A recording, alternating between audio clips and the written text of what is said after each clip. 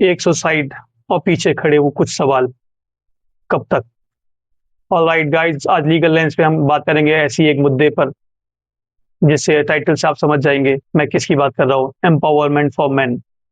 आजकल आपने देखा होगा सोसाइटी में, आस पड़ोस में आपको सुनने को रैंडमली मिल ही जाता है कि वाइफ के साथ अगर मैट्रिमोनियल होम में नहीं बन रही है हस्बैंड की या मदर इन लॉ की या सिस्टर इन लॉ की, वो सीधे जाती है और एक कंप्लेन फाइल कर देती है डाउरी प्रोहिबिशन में, डोमेस्टिक वायलेंस में, क्रुएल्टी ऑफ मेंटेन।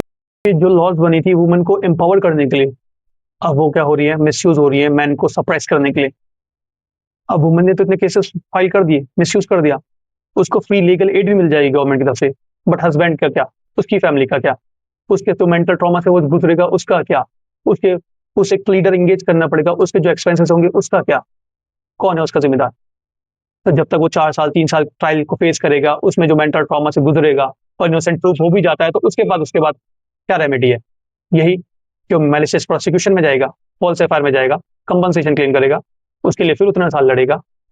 आखिर में रिजल्ट क्या? इतने साल का ट्रॉमा झेलने के बाद कोर्ट ने कई बार इसमें गाइडलाइंस दी। अरनेश कुमार में कोर्ट ने कहा 7 ईयर से नीचे तो बेल दे दो, बट एक नॉर्मल इंसान जिसको लॉ का कुछ नहीं पता, उसके लिए ये सब चीजें एक बहुत भयानक सपने जैसी होती है, कोर्ट कचहरी पुलिस। उसके बाद कोर्ट ने एक केस में कहा, मंजू राम ललिता में, कि पिटी कोरल्स, छोटी मोटी बहस लड़ाई झगड़े हस्बैंड वाइफ में होते रहती हैं, उसे क्रुएल्टी में नहीं गिना जाना चाहिए, और एफआईआर क्वैश कर दी।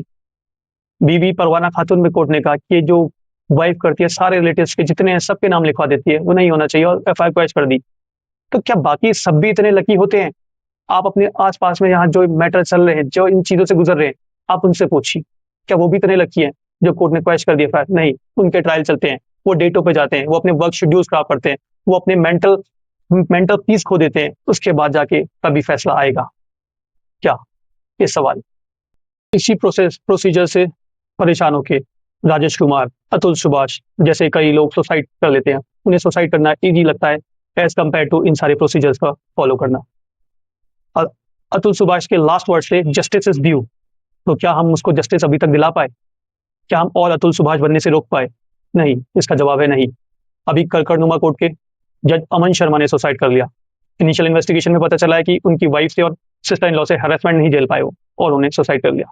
ऐसे और भी कई केसेस होंगे जो मीडिया में नहीं आते, जो छोटे मोटे शहरों में दबके रह जाते।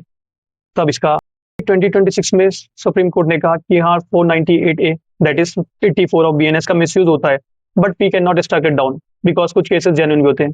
यस, मुझे लगता है कुछ केसेस जेन्युइन होते हैं, बट मिसयूज भी काफी होता है।